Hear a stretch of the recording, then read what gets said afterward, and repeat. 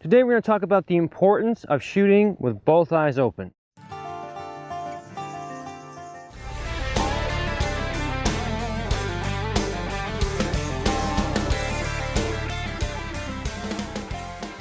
What's up, America? Neil here with Geauga Firearms Academy.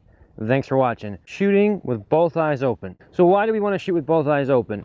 Well, understand that shooting with both eyes open is for defensive purposes. So if you've just begun your journey of shooting, we don't need to worry about this just yet. What I want you to do is focus on the fundamentals, which of course never go away. But specifically when we're talking about aiming, in the beginning, you're going to close your non-dominant eye, and I'll show you how to do a dominant eye test if you're not familiar with that. And then we're going to close our non-dominant eye and use that dominant eye to aim. But at some point, if you're there now in your journey where you've mastered the ability to be able to find that front sight and focus on your front sight and be able to get it on your target quickly, and now we can start moving into more of a defensive shooting position. And in this case, we're going to be using both eyes open. So this is why both eyes open is so important. So if this is if I'm aimed out on my target and I'm focused on my front sight right now, right here through my peripheral vision, I can still see you. Now, what I'm going to do is I'm going to close this eye in a moment, stay focused on my front sight, or at least the threat that's maybe in front of me, and we're going to see how much closer you can get before I can see you now. From my blind spot and how big that blind spot is in reality. Here I am, I'm looking at my threat, my front sight here. I'm going to close this eye now, my non-dominant eye, and Kim is now going to move the camera in a clockwise fashion. And I will tell you now, with my other eye closed, when I can pick you up with my dominant eye. Go ahead.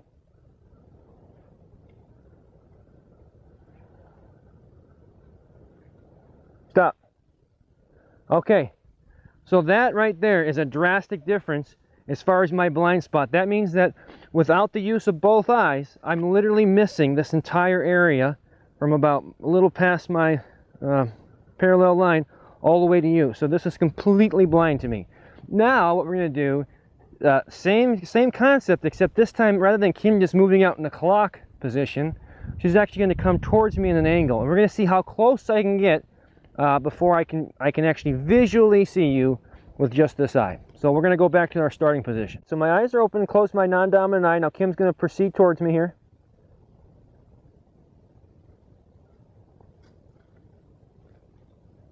Stop. Take 1/2 step back. Right there, right there. Okay, so now open my eyes. So now look how close this is. Now obviously this is a training gun, but I'm from here. That's how close we are. I mean, she is within arm's reach of me from that angle. So I'm losing literally all of this space. All of this is blinded because I'm shooting with only one eye open. Now I'm going to show you this in conjunction with being able to scan and assess. I highly doubt anyone's going to scan and assess still with their one eye closed, but just as an added measure, let's just take a look at this real quick. So if you're directly behind me right now, okay, and I do what I have to do now, and I come to scan and assess, if I keep this eye closed, okay, even if I come all the way here, I still can't see you. I literally have to keep coming this way. All right, if I scan and assess this way, I still have movement of my head. So I can come both directions, so I can easily see not just directly behind me, but past that on both sides. The concept of shooting with both eyes open is probably pretty obvious. Keep both eyes open, but it's easier said than done, especially if you've had some time behind the trigger with closing one eye. Again, totally fine. That's a great way to start out in the fundamentals. So what's going to happen now is we're going to have both eyes open, and so your brain, depending on your vision, and everyone's going to vary a little bit here, but depending on your vision, your mind is going to fight with you, just as it did probably when you tried to focus on the front sight.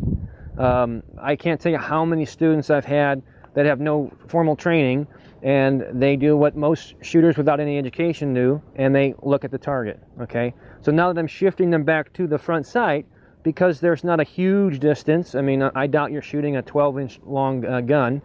Now, there's not a huge distance here between your sight radius, and depending on your vision, you probably have found that being able to focus on that front sight may be a little challenging for you.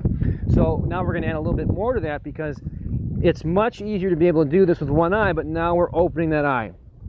So just like anything, understand that this probably won't work perfectly the first time, okay? And that's totally normal. Practice, practice, practice. I would give you the same advice though with 2 eyes open as I would with 1 in being able to focus on that front sight, which would be to, and this is again a training gun, but you can use your unloaded gun and you can bring it close to your face. Now for me, I'm nearsighted. I can see objects closer real easy.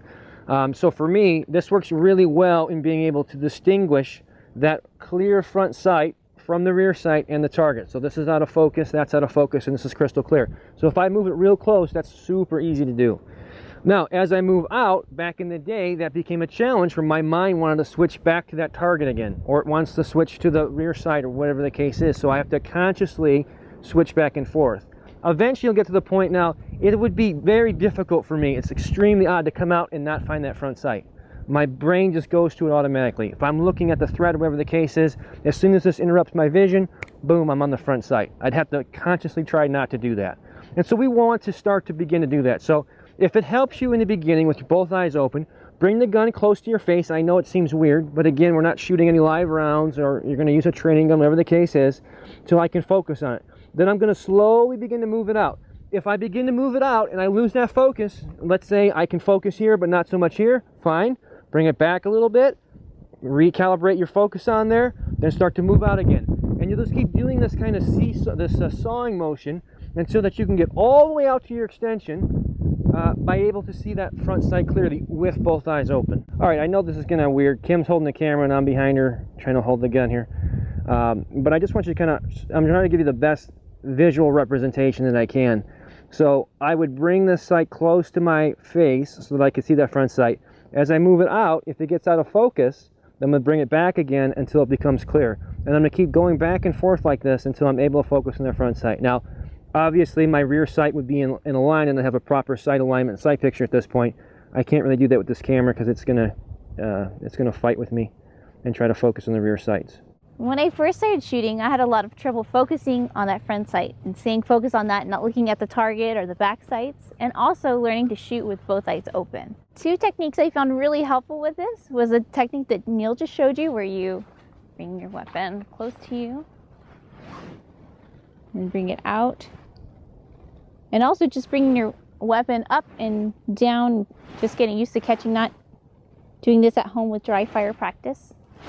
So now let's see what it looks like to shoot with both eyes open, because for some reason you're actually more accurate when you can see what you're shooting at. And another thing we want to avoid is flinching when we're shooting and closing your eyes. You want to keep them open the whole time.